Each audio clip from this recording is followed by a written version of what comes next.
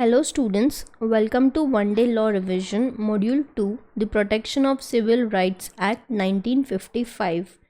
So let's quickly go through the synopsis first. In this we will see social menace of untouchability, legislative history, objectives and scope of the act, practices of untouchability and its punishment, section 3 to 7, presumption of courts in some cases, section 8, power of court to impose a collective fine, section 10A, non-application of probation of offenders act, section 16A. So let's get started. Social menace of untouchability. So first, what is untouchability? Untouchability means simply any particular class uh, particular class or you can say caste that are discriminated on the grounds of what, being born in that caste or doing some type of work which people think is a menial work, means unskilled work, unworthy work, or you can say low graded work. So these type of people are treated discriminately, and that is called as untouchability.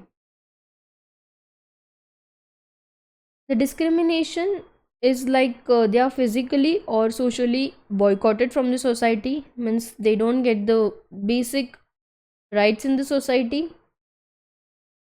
Like for example, a high class person you call Brahmin or Kshatriya, they do not eat food with these people, call us Bhangi class.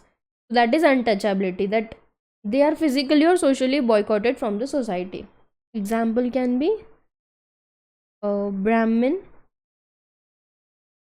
or Kshatriya not eating food with Bhangi class, or you call low class.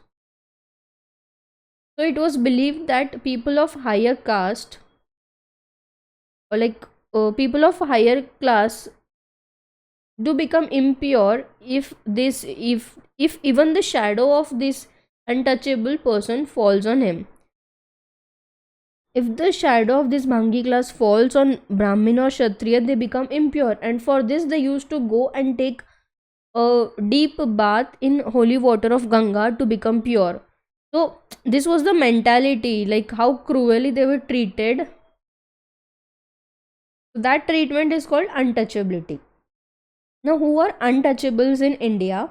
So if you see tradition of India or Hinduism, it was a Varna system traditionally, like long back. So there were four castes. Four caste. So one was the top one you called Brahmins. So Brahmins were either priest, pujari and all, या फिर they were teacher.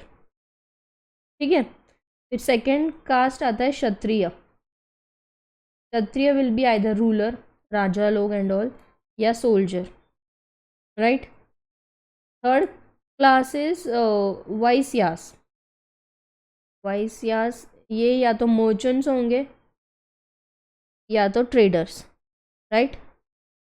और fourth class है शूद्रस, मतलब labours या workers etcetera.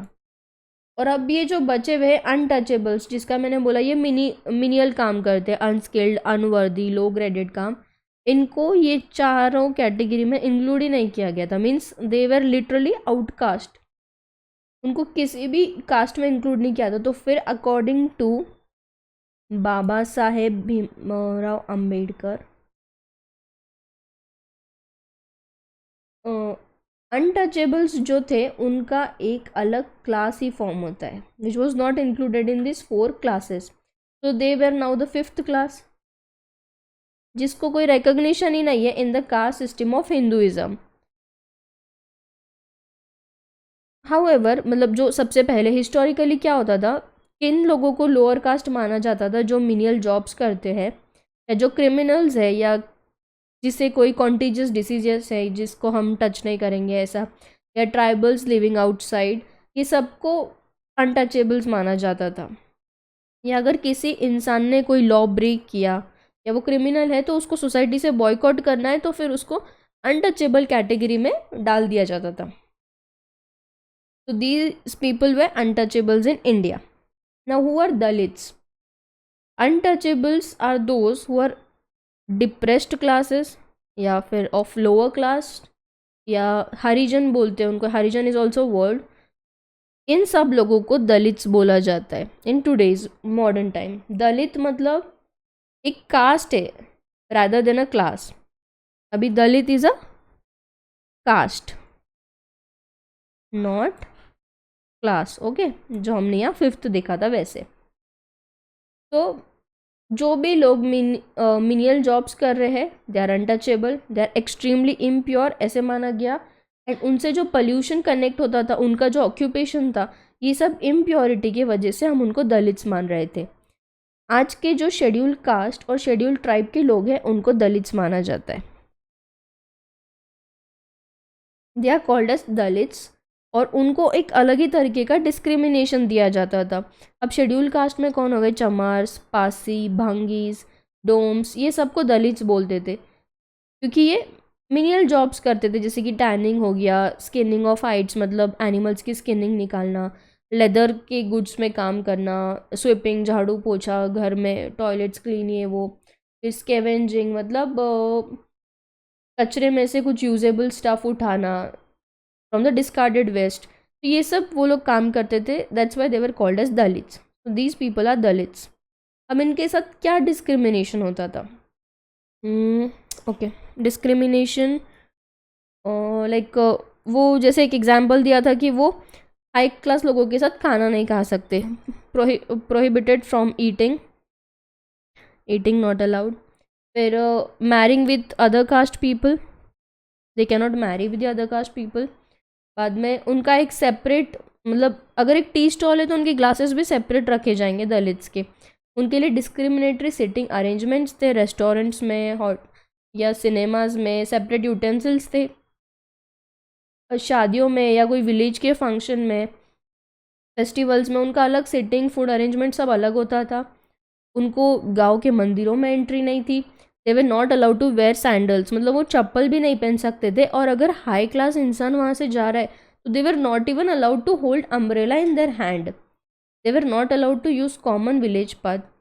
उनके लिए burial grounds तक अलग थे, मतलब जो मरने के बाद हम लोग जहाँ डेड बॉडी को जलाते हैं वो ग्राउंड्स तक उनके लिए अलग थे. उनको जो विलेज की जो कॉमन पब्लिक प्रॉपर्टीज़ है, रिसोर्सेस है, टेम्पल्स हो गया, पानी हो गया, वेल पॉन्ड, उस चीज़ का एक्सेस ही नहीं था. उनके स्कूल्स अलग थे, सेग्रीगेशंस थे, उन बच्चों को अलग माना जाता था. बॉन्डेड लेबर, फिर उनको हर तरीके का सोसाइटी में बॉयकॉट किया जाता था. And they were not allowed to perform duties in the society. So these type of discriminations you could have seen or you might be seeing in your area even now. So these all points become the social menace of untouchability. Now let's see the history of untouchability, like abolition of untouchability, how it came into. So first we got independence on 15th August 1947, right? उसके पहले India पे Britishers का rule था like for more than 100 years. After that we got the independence. तो यहाँ पे सिर्फ British rule से ही हमको स्ट्रगल करना था ऐसा नहीं था. There were social evils also like untouchability. तो यहाँ पे तब एक मेन मुद्दा था अनटचेबिलिटी का.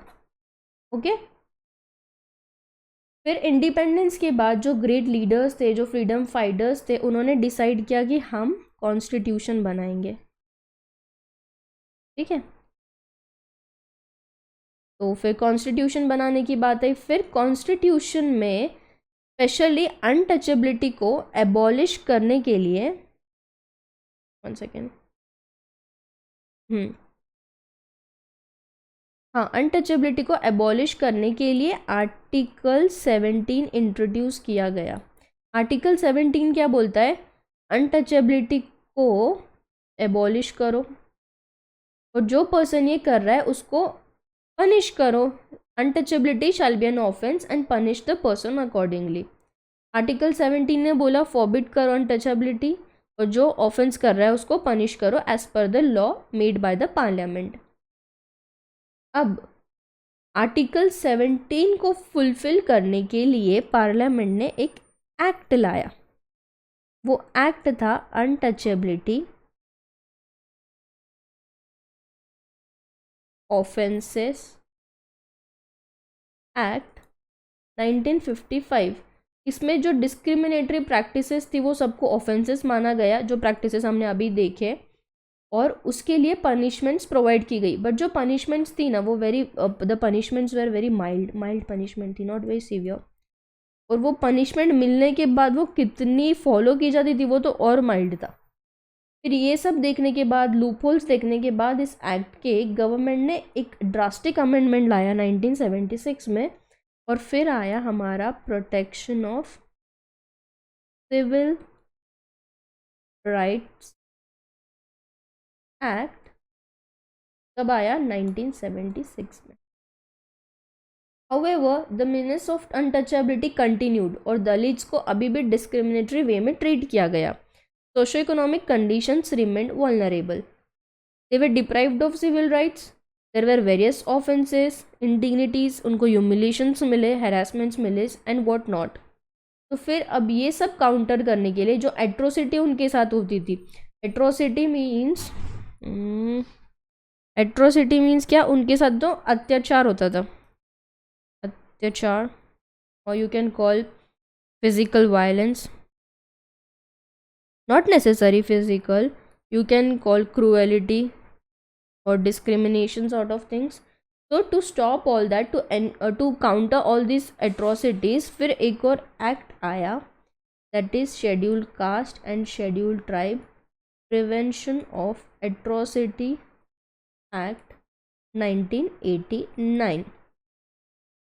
अब ये एक्ट में और comprehensive measures है relating to untouchability, what is included in it, what is not included in, what are the punishments, बहुत डिटेल में ये act, everything about untouchability and about scheduled caste and scheduled tribe. So this protection of civil rights act 1976 becomes our module number 2, and scheduled caste scheduled tribe prevention of atrocity act becomes our module number 3. After this, after scheduled caste and scheduled tribe prevention of atrocity act 1899, कुछ positive objectives थे, like removing discriminatory practices against untouchables, Dalits, इन actual practice लाए गए। But ये act ने इतने भी सारी चीज़ें फुलफिल नहीं की। It failed to meet all expectation, you can say some expectations were fulfilled, but अभी भी हम देख रहे हैं कि आसपास अनटचेबिलिटी कंसेप्ट चल रहा है। जो अनटचेबिलिटी वर्ड है उसको कॉन्स्टिट्यूशन में कहीं भी डिफाइन नहीं किया गया है, but we see it present in even in 21st century. अभी भी विलेजेस में दलित्स को वेल्स यूज़ करने नहीं मिलता है, they are not allowed to enter in the temples, उनको जॉब रिक्रूटमेंट्स वगैरह में बहुत जगह प्रॉब्लम है। And this untouchability is caste based, not class based. तो ये सब देखते हुए आर्टिकल 17 में गवर्नमेंट ने क्या किया? रिजर्वेशन कंसेप्ट लाया। तो अब हम दलित्स को रिजर्वेशन देते इन एजुकेशन, और you can say job opportunities, और you can say public services. तो अब ये कंसेप्ट इंट्रोड्यूस किए गए ताकि उनको डिस्क्रिमिनेटरी वे में जीना ना पड़े, they get rights, they are not socially boycotted now. तो ये चीज़ों को चेंज किया गया। जब कॉन्स्टिट्यूशन ड्राफ्ट हो रहा था तो उसके चेयरमैन, द ड्राफ्टिंग कमेटी के चेयरमैन डॉक्टर बाबा साहेब अम्बेडकर, और यू कैन से भीमराव अम्बेडकर, और तब के प्रेसिडेंट KR नारायण, दोनों भी दलित क्लास से थे। तब who I said doctor Ambedkar और KR नारायण, ठीक है। फिर K रामास्वामी ने एक मार्क किया था एक जजमेंट में, दैट इज कर्नाटक का वर्सेस अप्पा बलू इंगले। वहाँ उन्होंने बोला था कि जो अनटचेबिलिटी है उसको कम्प्लीटली अबॉलिश करना है, तभी कॉन्स्टिट्यूशन को एक प्रॉपर प्रिएम्बल मीनिंग मिलेगा और दलित्स को नेशन में सम्मान मिलेगा। इवन इन 21st सेंचुरी हम क्या देख रहे हैं, that the country is not fully recovered from this social evil, and the government will have to take more initiatives as well as adequate people, or I can say educated people will have to come forward to eradicate the untouchability in the society. So this was the history of untouchability. After that, now let's go through the act. The act which we're seeing in this module 2 is the Protection of Civil Rights Act 1955. The one I told you here, see this one, module 2. Okay. The act extends to whole of India, and it shall come into force on such date as central government may by notification in the official gazette appoint, and that date is 1st June 1955. And now the long title of the act is Act to Prescribe Punishment for the Preaching and Practice of Untouchability for the Enforcement of any Disability arising therefrom and for the matters connected therewith. क्या बोल रहे हैं long title कि हम यहाँ punishments prescribe कर रहे हैं किसके लिए, जो अनटचेबिलिटी प्रैक्टिस कर रहा है या प्रीच कर रहा है या किसी भी तरह की डिसेबिलिटी है उसके वजह से आ रही, तो उससे रिलेटेड मैटर्स को हम इस एक्ट में देखेंगे. क्लियर. तो practices of untouchability and punishment, that is all the act is about and there are provisions relating to it. ठीक है, तो already covered, so I am ignoring this 4 lines. Section 3, punishment for enforcing religious disability. अब religious disability क्या है, that the Dalits were discriminated from entering public worshipping places, temples, performing any religious services. तो in that case punishment मतलब जो भी उनको दूर कर रहा है, who is preventing them from entering the temples, public worshipping places, that person will be punished for a term not less than 1 month and not more than 6 months. मतलब imprisonment है 1 month से 6 months तक का, and a fine of not less than 100 rupees and not more than 500 rupees. तो यहाँ पे fine भी है. that is section number 3. section 4 है punishment for enforcing social disabilities. अब social disability मतलब क्या, they were not allowed to enter in a shop, public restaurant, hotel, place of entertainment. They were not allowed to use the utensils and other things kept in dharamshalas, public restaurant. उनके separate होते थे. They were not allowed to practice any profession or carry any occupation, trade or business. They were not allowed to use stream, spring, river, lake, tank or any type of water places. Or they were not allowed to bath in the ghat. They were not even allowed to burial or cremation ground. they मतलब separate places थे उनके, मतलब they were boycotted from the society in short. फिर charitable public purpose में उनको नहीं include किया जाता था, और they were prevented from any benefit under charitable trust even by the general public conveyance. ये सब चीज़ें उनको नहीं थी. तो जो पर्सन अब ये प्रिवेंट करेगा, he shall be imprisoned for a term of not less than 1 month which may extend to 6 months, और वापस से फाइन है not less than 100 rupees, not more than 500 rupees. Section 5, punishment for refusing to admit person to hospital. Previously they were not even allowed to enter in the hospital, dispensary, educational institute, hostel. तो अब जो ये person prevent करेगा, again punishment, imprisonment 1 month से 6 month and fine 100 से 500. It is easy to remember as all the punishments are same. Now section 6, punishment for refusing to sell goods or render services. They were not allowed to sell goods, render services, do any type of occupation, profession. Same fine है 1 month to 6 month and also fine of 100 to 500. Punishment for other offences arising out of untouchability. अगर कोई भी इंसान किसी इंसान को prevent कर रहा है from exercising the right of article 17, या फिर किसी को इंजोर कर रहा है, एनॉय कर रहा है, इंसल्ट कर रहा है, या उसको उसके राइट्स एक्सरसाइज करने से प्रिवेंट कर रहा है, तो then that person will be punishable with imprisonment and fine. It is also said that if any person refused any person to use or occupy any house or land or work or business, तो ये सब चीज़ों में भी he will be punished with imprisonment and fine. मतलब any other offense. Section 7 है unlawful compulsory labor when to be deemed to be practice of untouchability. पहले ये slavery वाला concept बहुत था, स्विपिंग, फोर्स करना उनको कि वो एनिमल की स्किन निकाले, and tanning and all that job, तो जो भी ये काम के लिए फोर्स करेगा उसको अगेन इम्प्रिजनमेंट है not less than 3 months to 6 months and fine of not less than 100 rupees to 500 rupees. Cancellation or suspension of license by the court in certain cases.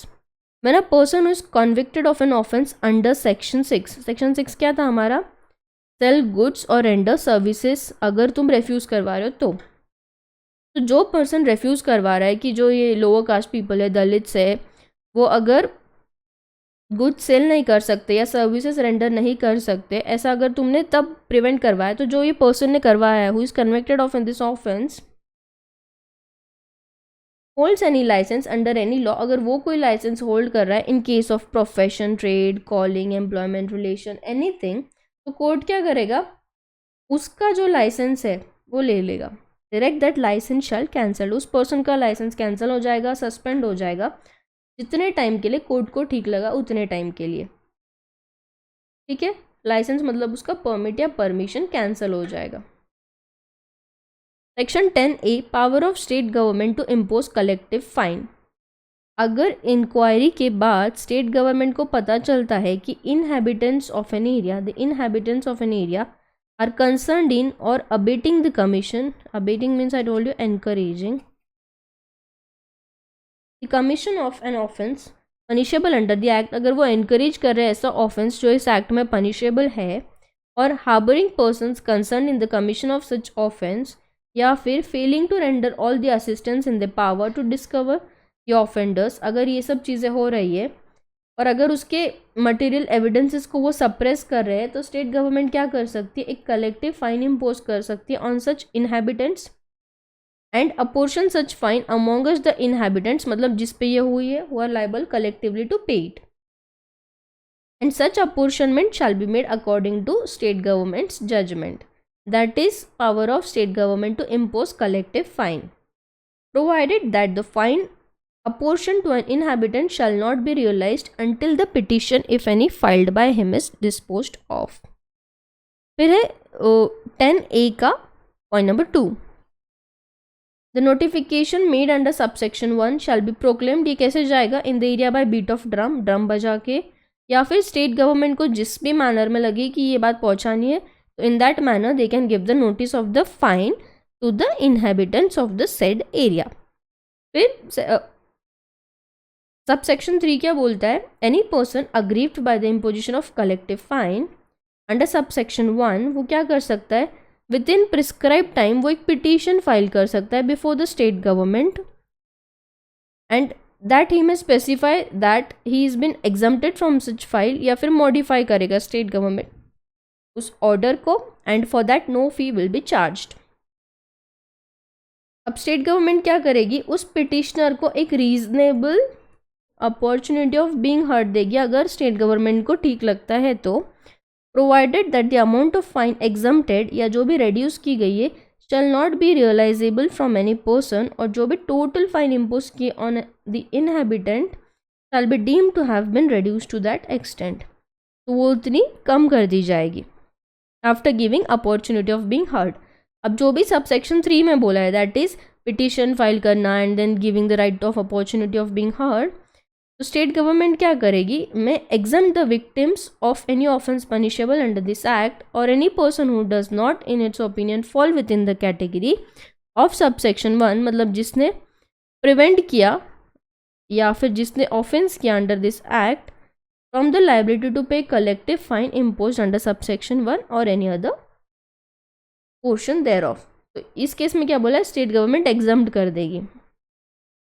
The portion of collective fine payable by any person, वो किस तरीके से recover होएगी, in the manner provided in CRPC for the recovery of fines imposed by a court as if such portion were a fine imposed by a magistrate. CRPC में जो procedure दिया है, in that way the recovery of fine will be done. This was section number 10A, power of state government to collect or to impose collective fine. किसको लग रही है, जो encourage कर रहा है the offences which are punishable in this act. कौन से offences punishable है, जो कि किसी भी इंसान को refuse कर रहे from getting the basic rights from section number 3 to 7. Getting it? फिर अब है section 16A, probation of offenders act 1958 does not apply to person above the age of 14 years. यहाँ क्या लिखा है, probation of offender act 1958 shall not apply to any person above age of 14 years, क्यों, who is found guilty of having committed any offence punishable under this act. मतलब 14 साल के ऊपर के जिस भी इंसान ने इस एक्ट के अंदर ऑफेंस किया है उसको probation of offenders act apply नहीं होगा, he will be liable to punishment. So getting it? So this was all about it. Let's again go through the synopsis if all the points are covered. We have covered social menace of untouchability. So these all points: what is untouchability, who are untouchables, who are the delegates, what were the types of discrimination, and how untouchability is a social menace. Then history of it. History we have seen here. And after that, objective, scope, short title, long title, practice of untouchability and its punishment, section 3 to section 7, presumption of court in some cases, section 8, collective fine, section number 10A, for person encouraging the practices of untouchability, section 3 to 7, and the non-application of probation of offenders act, section 16A, जिसका as 14 years के ऊपर है और उसने कोई offence किया है under these sections of these right, तो उसको prohibition of offenders act apply नहीं होगा या वो प्रोविजंस को यूज़ नहीं कर सकता है। तो this was the protection of civil rights act 1955। Hope you understood. All the best. Thank you.